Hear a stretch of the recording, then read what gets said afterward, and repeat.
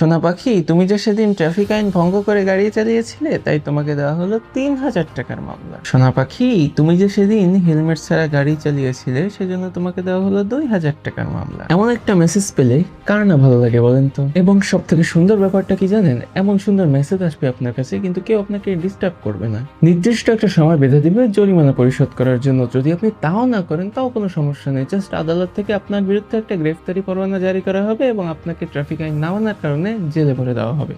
ভাই বিশ্বাস করেন, this is the best scenario of Bangladesh traffic control. 24 ঘন্টায় 42টা মামলা কি আপনি বোঝেন? গত 7-8 দিন ধরে এরকমই হচ্ছে ঢাকা শহরে। অর্থাৎ প্রতি ঘন্টায় 2টা করে মামলা দেওয়া হচ্ছে। আর এই মামলাগুলো কোনো পুলিশ করতেছে না, এগুলো করতেছে এআই ক্যামেরা। আপনি যখনই কোনো ট্রাফিক রুলস ভঙ্গ করবেন তখন এআই ক্যামেরা সুন্দর করে আপনার নাম্বার প্লেটের একটা ছবি তুলবে এবং গাড়ির মালিকের নামে একটা মামলা ঢুকে দেবে। আর এই ভয়েই গত কয়েকদিন ধরে ঢাকা শহরে ভোর 5টার সিগন্যালেও সিএনজি মোটরসাইকেল দাঁড়িয়ে থাকতেছে। আমরা তো এমন বাংলাদেশই চেয়েছিলাম, তাই না?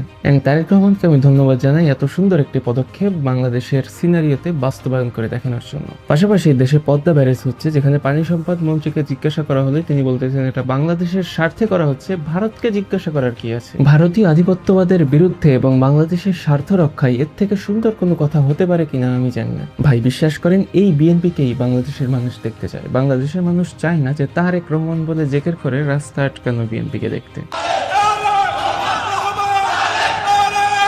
বাংলাদেশের মানুষ চায় না চাঁদাবাজি করা, ফুটপাত দখল করা বিএনপিকে দেখতে। সীমান্তে যখন বাংলাদেশের মানুষকে হত্যা করা হয় তখন বাংলাদেশের মানুষ চায় বাংলাদেশের সরকার থেকে একটা শক্ত পদক্ষেপ দেখতে। তিস্তার পানি যখন ছেড়ে বাংলাদেশের মানুষকে ডুবায় মারা হয় তখন বাংলাদেশের মানুষ চায় তিস্তার এপারে বাংলাদেশেরও একটা নিজস্ব বাঁধ থাকবে, যাতে ওরা পানি ছেড়ে দিলেও আমরা নিজেদেরকে বাঁচাতে পারবো, পানিতে ডুবে মরতে হবে না। তাই দিন শেষে বলতে হয় যে নিজ দেশের স্বার্থটুকু দেখার চেষ্টা করেন, দেখবেন মানুষ বিএনপিকে এমনিই ভালোবাসবে। রাজধানীর বিভিন্ন সড়কে এআই চালিত ক্যামেরা বসানোর পর বেশিরভাগ চালক এখন আগের তুলনায় অনেক বেশি সতর্ক হয়ে চলছেন। চালকরা বলছেন কোথায় কখন ক্যামেরায় আইন ভঙ্গের ফুটেজ ধারণ হচ্ছে তা বোঝা যাচ্ছে না, ফলে বাধ্য হয়ে নিয়ম মেনে চলতে হচ্ছে।